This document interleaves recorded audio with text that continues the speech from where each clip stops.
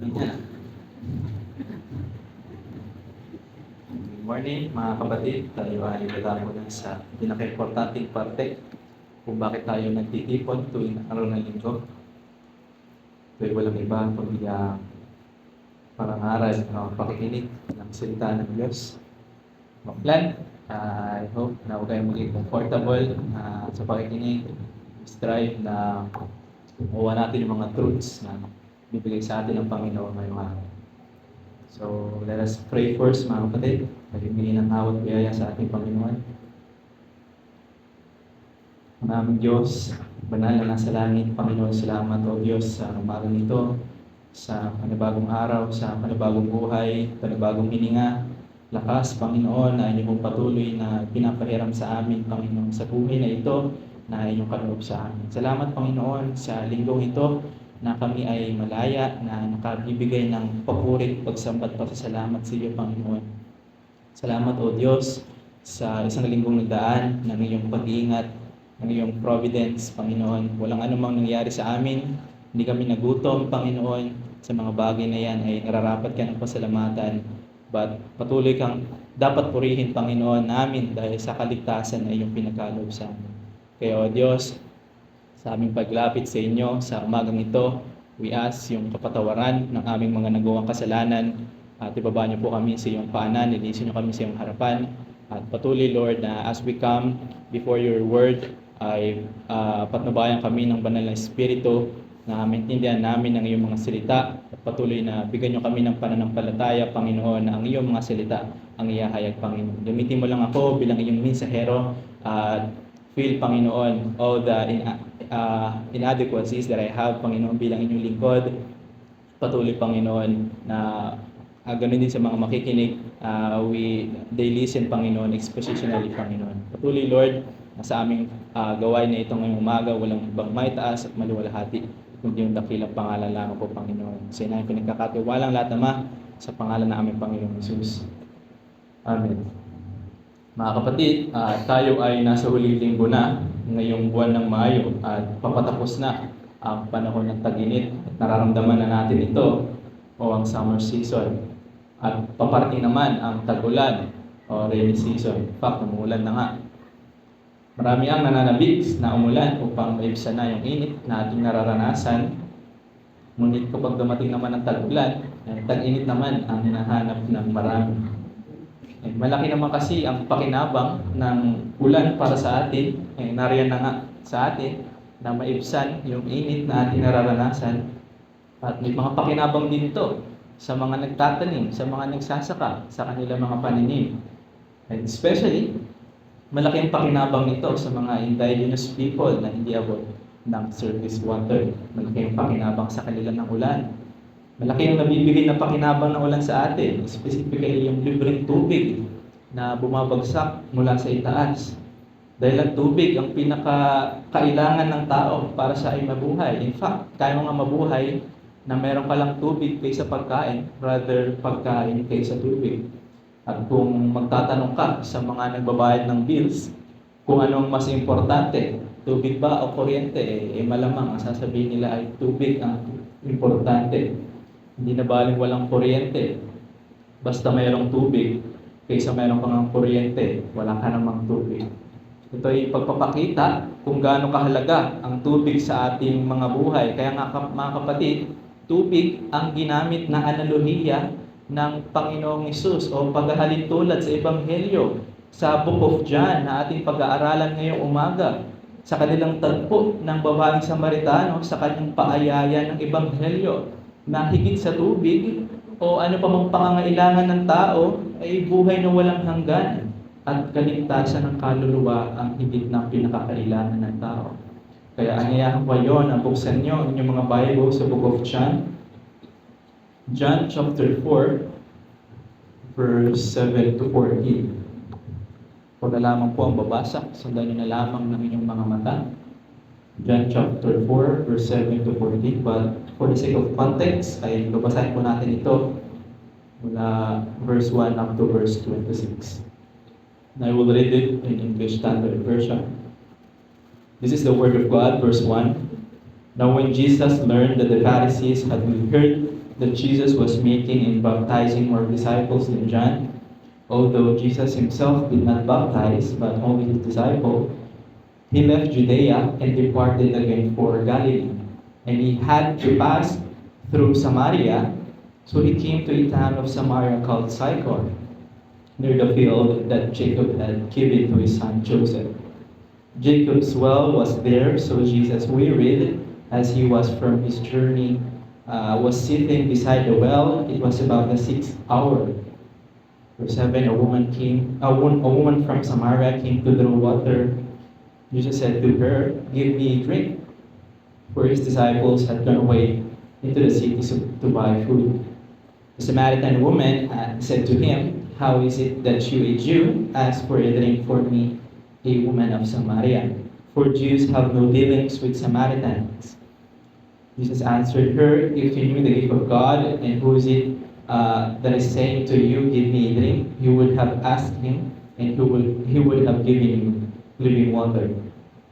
The woman said to him, "Sir, you have nothing to draw water with, and the well is deep. Where do you get that living water? Are you greater than our father Jacob? He gave us the well and drank from it himself, and did his son and his livestock." Verse 13, Jesus said to her, "Everyone who drinks of this water will be thirsty again, but whoever drinks of the water that I will give him will never be thirsty again. The water that I will give him will become in him a spring of water, welling up to eternal life." The woman said to him, "Sir, give me this water so that I will not be thirsty or have to come here to draw water." Verse 16, Jesus said to her, "Go, call your husband and come here." The woman answered him, "I have no husband." Jesus said to her, "You are right in saying, 'I have no husband,' but for you had 5 husbands, and the one you now have not is not your husband. What you have said is true." The woman said to him, "Sir, I perceive that you are a prophet. Our fathers worship on this mountain, but you say that Jerusalem is the place where people ought to worship." Verse 21, Jesus said to her, "Woman, believe me, the hour is coming when neither on this mountain nor in Jerusalem will you worship the Father. You worship what you do not know, we worship what we know, for salvation is from the Jews. But the hour is coming and is now here when the true worshippers will worship the Father in spirit and in truth, for the Father is seeking such people to worship Him. God is spirit, and those who worship Him must worship in spirit and truth." The woman said to him, "I know that Messiah is coming, he who is called Christ. When he comes, he will tell us all things." Jesus said to her, "I who speak to you am He." Pagpalain po mga kapatid ang pagbasa ng salita ng Diyos. Binasa po natin ang verse 1 up to verse 26 to know the context ng passage na ating pag-aaralan ngayong umaga, but we will just focus sa verse 7 up to verse 14 of this passage. And I entitled our message this morning as this: Christ the Living Water. Christ the Living Water. And ang ating librong binasa na isulat ni Apostle John, na anak ni Zebedee. Si Apostle John na siya rin ang sumulat ng 1st, 2nd, and 3rd John at ng Revelation. And this book of John ay tinatawag na General Gospel, meaning this book is for everyone. Hindi lang para sa Hentil o sa mga Hudyo, kundi para sa lahat. That is why walang in-address na specific church dito, because it is intended for everyone.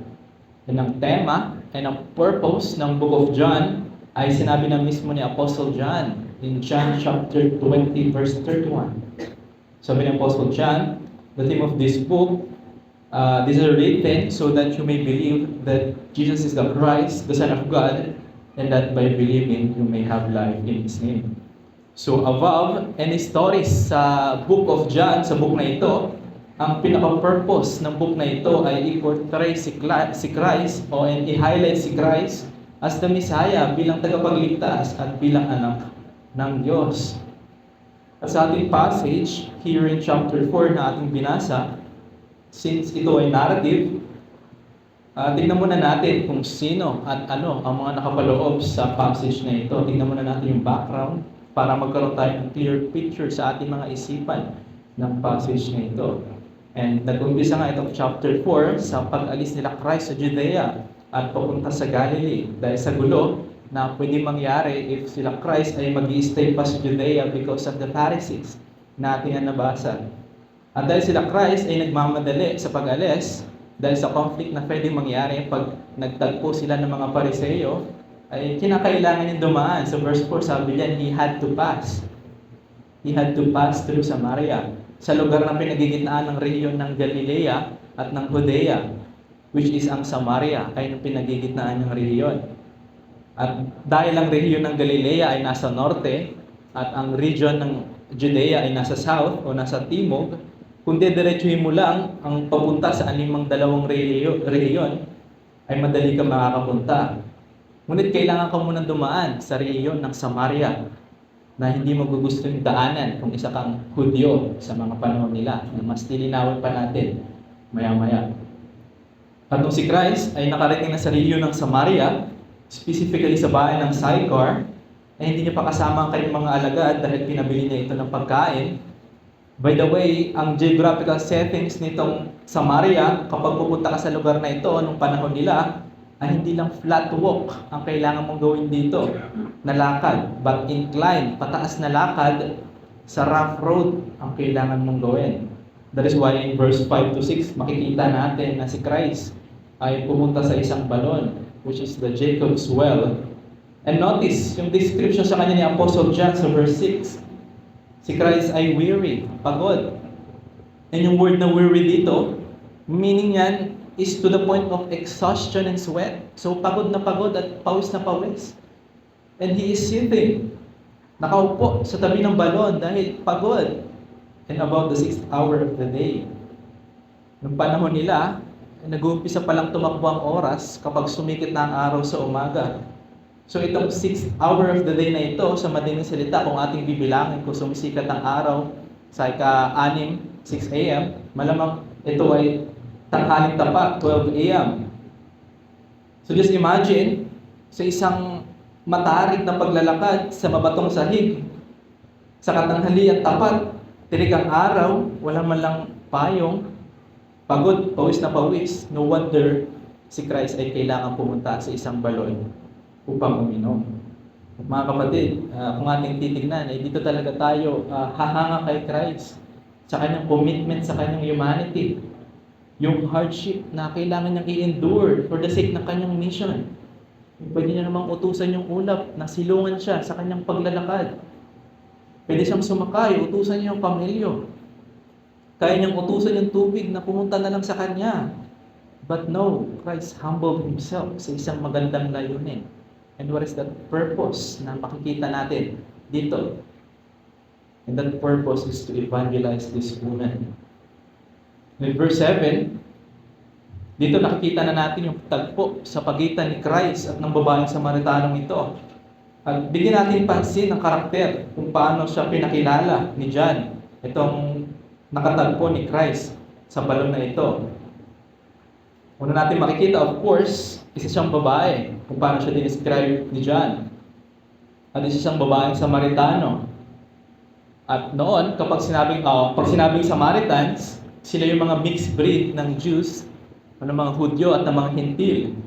If babalik tayo sa 2 Kings, nung sinakop ng Assyrians ang Israel noong 722 BC, nagkaroon ng mga exiled Jews na umalis sa Israel at meron din namang mga nag-stay o nag-remain sa land nila. At yung mga nanatili na yon, dahil yung King of Assyria ay nagpapunta ng mga iba-ibang lahi, mga paganong lahi, ay kalaunan ay nagkaroon ng intermarriage between the Jews and the Gentiles, sa mga Hudyo at mga Hintil o mga paganong lahi. Na makikita natin sa Old Testament na mahigpit na ipinagbawal ni Moses sa utos ni Yahweh na magkaroon ng intermarriage between them and sa mga pagan nation. And that is the short history ng mga Samaritans. That is why ang tingin sa kanila ng mga Hudyo o ng mga full-blooded Jews ay marurumi o unclean people because they have the blood of Gentiles. Kaya nga kung isa kang Hudyo, hindi magugustuhin pumunta o dumaan sa Samaria if pupunta ka ng rehiyon ng Galilea o ng Judea. Hindi mo ito dediretsuhin ng lakad, katulad ng ginawa ni Christ. Bagkus ang gagawin mo ay, kung isa kang Hudyo, iikot ka. Tatawid ka ng Jordan River. Dadaan ka sa region ng Perea at Decapolis para makapunta sa Galilea o Galilea. Hindi ka dediretso. Ang gagawin mo, tatawid ka sa Jordan River at dadaan ka pa sa dalawang region bago ka makapunta sa Judea o sa Galilea. Lalayo ka ng daan para makaiwas sa mga Samaritans na ito upang hindi ka marumihan. Dahil ang tingin sa kanila ng mga Hudyo noon ay mga marurumi, unclean people. So, hindi pala katulad natin, ang tingin natin sa mga Samaritans, na pag sinabing Samaritans, ay mabubuti agad, o good Samaritans. No, because sa paningin ng mga Hudyo, pag sinabing Samaritano, ay marumi. At tignan pa natin yung karakter at katangingin ng babaeng Samaritanang ito. Verse 7, sabi dito, she is drawing water by herself. Siya nagiging mag-isa. Ito yung pagpapakita na hindi siya isang mayamang tao. Marahil itong Samaritan woman na ito, isang pangkaraniwang tao lang at hindi kayang umupa ng sarili niyang tao na mag-iigib sa kanya. She is drawing water by herself and she is drawing water at noon, sa katanghaliang tapat, na very unusual. Because ang pinaka-oras talaga ng pag-iigib nila noon ay early in the morning or evening, kung kailan hindi na mainit. And we also see then that she's drawing water alone, o nang mag-isa, na another very unusual gawin. Kung mag-iigib ka, because sa panahon nila, they normally fetch water sa balon in group para mas madali ang pag-igib. But we see sa conversation nila ni Christ, na kaya siya nag-iigib mag-isa sa katinghalian tapat, this is because of her background. That she is guilty of sexual immorality. That is why the Samaritan woman isolated herself o nahihiya o iwas na makisalamuha sa iba. And now, alam na natin yung mga nakapaloob o yung background ng kwento na ito, this passage. We will now focus sa ating message.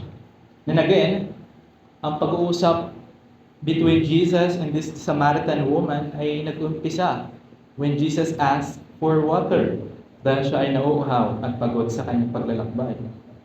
And yung water dito ay symbolic lang na ginagamit ni Christ. Ginagamit niyang analogy ang tubig.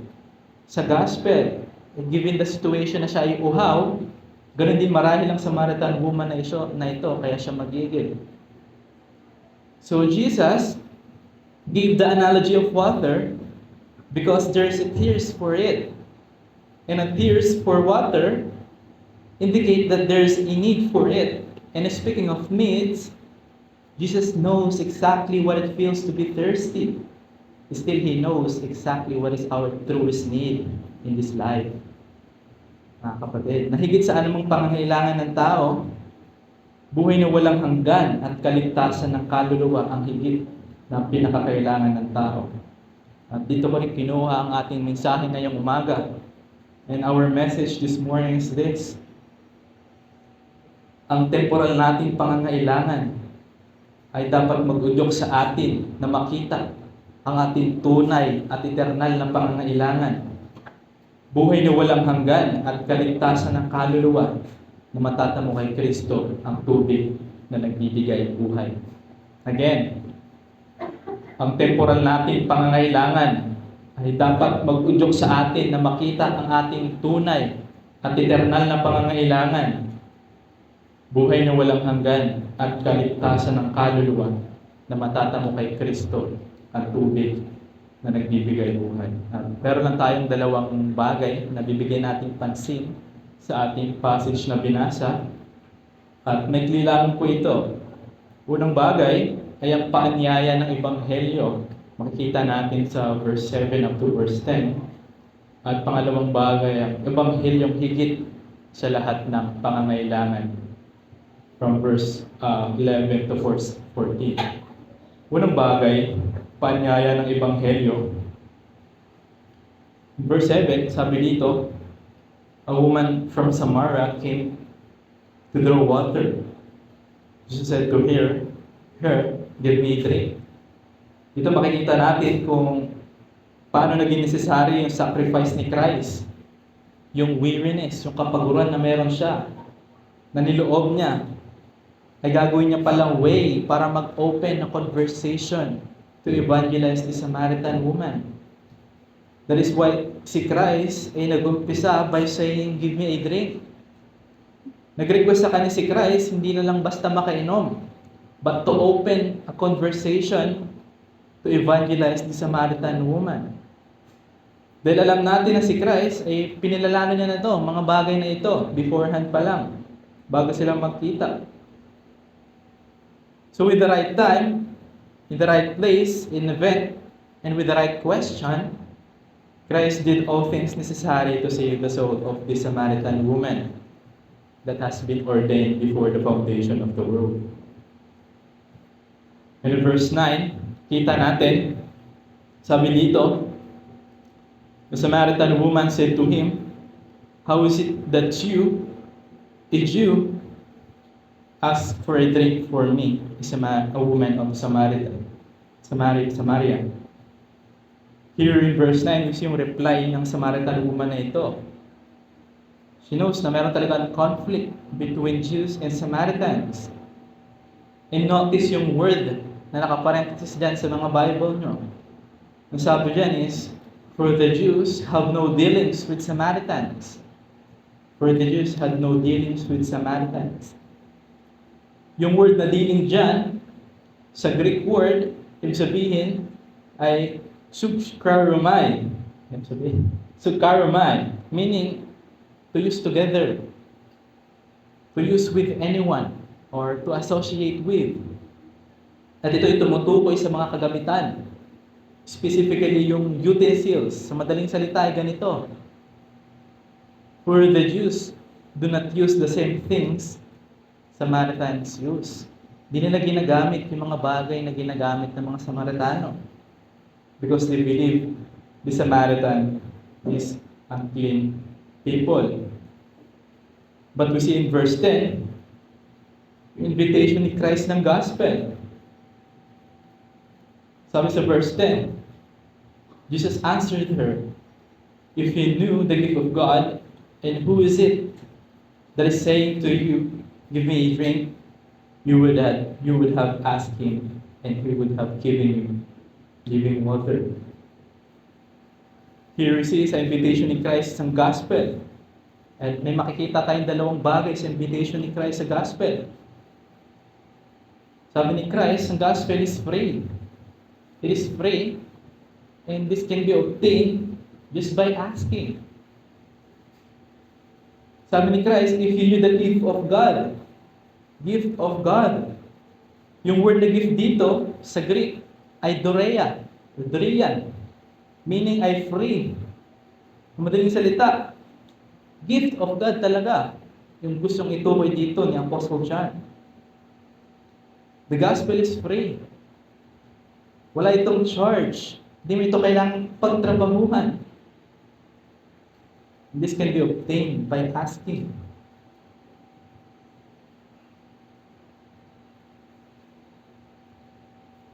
Verse in Matthew,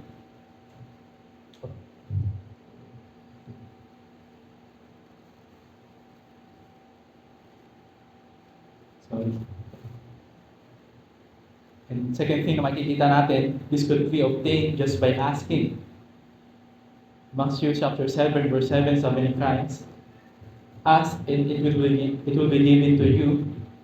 Seek and you will find. Knock and it will be open to you."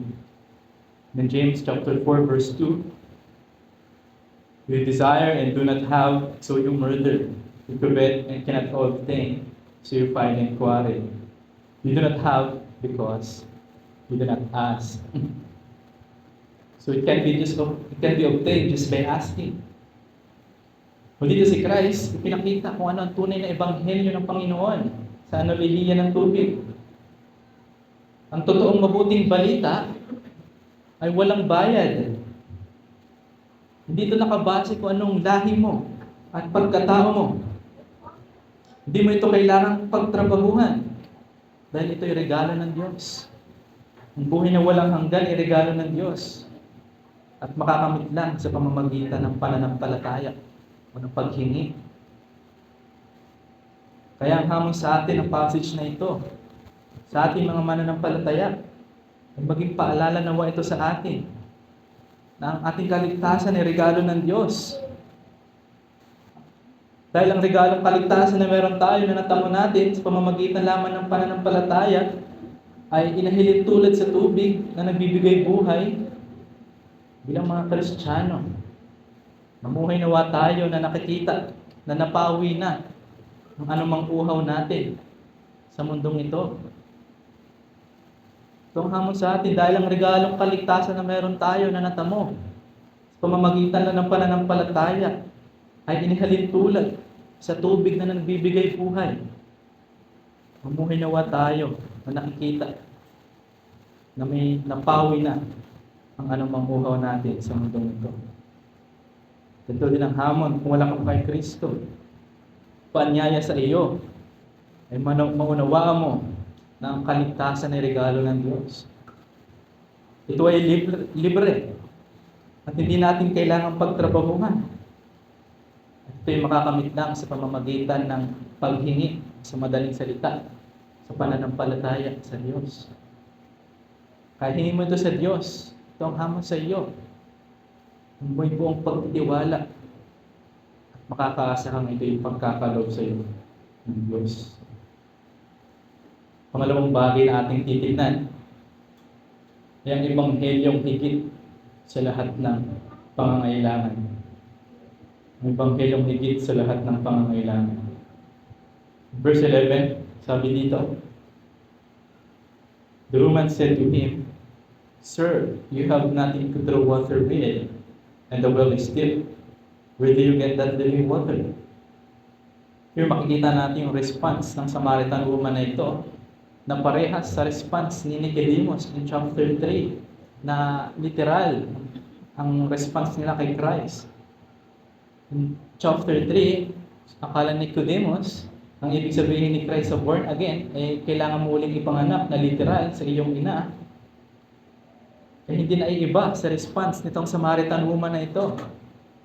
Because the Samaritan woman thought that what Jesus meant by living water is literal water. But ang hindi niya alam is that Jesus is not speaking literally, but spiritually. Ginamit niya lang ang tubig bilang analohiya o bilang analogy ng pangangailangan to direct her to her far more pressing need than literal water. And that is eternal life. Verse 12, sabi dito, "Are you greater than our father Jacob?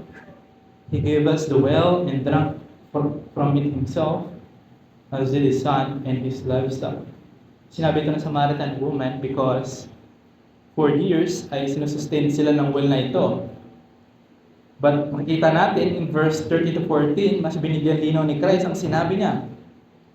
Sabi dito, Jesus said to her, "Everyone who drinks of this water will be thirsty again. But whoever drinks of this water that I will give him will never be thirsty again. The water that I will give him will become in him a spring of water welling up to eternal life." Ngayon, mas naging malinaw na si Christ hindi siya nagsasalita literally, but spiritually. And yung point dito ni Christ, his point is that though we have physical need, we all have physical need, alam niya iyon, naranasan niya iyon, at naramdaman niya iyon, but it still gives more emphasis to the spiritual need of mankind. And that is salvation, eternal life. Again, mga kapatid, ginamit ni Christ ang tubig dahil siya ay buhaw at may pangangailangan sa tubig. But kung ang usapin ay pangangailangan, higit sa lahat ng pangangailangan ng tao, buhay na walang hanggan at kaligtasan ng kaluluwa na matatamo kay Kristo ang ating pangangailangan. Siya yung tubig na nagbibigay buhay, ang tunay na pangangailangan ng tao. Kaya ang hamon sa atin ay ito. Ano man ang tingin natin physical na pangangailangan natin sa mundong ito, at tingin natin ay mahalaga. Ito'y paalala na mas bigyan natin halaga ang ating mga espiritual na buhay at mga espiritual na bagay.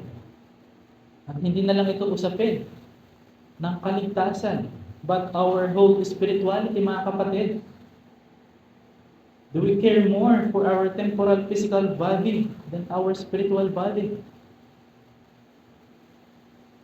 Mas kinoconsider pa ba natin ang ating mga physical body? Do we consider more our health, ang ating mga kasalusugan, than our spiritual body? Umuulan. Hindi ako sisimba. Baka kasi magkasakit ako, maulan na. Do we cherish more physically this body than our spiritual body? Ito'y paalala sa atin, mga kapatid at hamon. Si Christ, naramdaman niya ang pangangailangan ng katawan. He knows what exactly to be in tears. Mauhaw, still. Mas binigyang emphasis ni Christ ang spiritual na pangangailangan ng tao. There is salvation. Ang kaligtasan ng kaluluwa. Nasa close, mga kapatid. Kaya yung magtapos ako sa isang quote ng isang theologian na ito. Ito ang sabi niya, Jesus is the living water, and we drink Him by believing and obeying His words. Again, Jesus is the living water, and we drink Him by believing and obeying His word. Tayo po, mga kapatid, ay manalangin. Panginoon, salamat po sa simpleng panganyaya o paalala ng iyong mga salita, Panginoon. Nawa, Panginoon, yung display truth of your word ay mahamon nyo kami, Panginoon, that above everything we need in this temporary life, in this physical life, help us to mag-care kami masikip sa spirituality namin, Panginoon. Hindi na lang ito matter, Panginoon, na para kami maligtas. At paanyaya, Panginoon, na to care more to our spirituality, sa aming mga kaluluwa, rather than sa aming mga physical na mga katawan. Nawa, Panginoon, this plain preaching of your word ay mag-glorify ka, Panginoon. Nawa, Panginoon, akong mensahero mo, ay wala nawa akong naidagdag sa inyong mga salita. Wala nawa akong naibawas, Panginoon. At mahamon ng iyong iglesia. Pakatatag, Panginoon. At patuloy, Lord, na higit sa lahat ay maluwalhati ka, Panginoon, sa pangangaral mo. Mga Panginoon, sa aming gawain, pagpapatuloy na aming gawain, ay patuloy kang manguna, maluwalhati ka, Panginoon. Sinayang pinagkakatiwala at Ama, pangdalangin sa pangalan namin, Panginoon Jesus. Amen.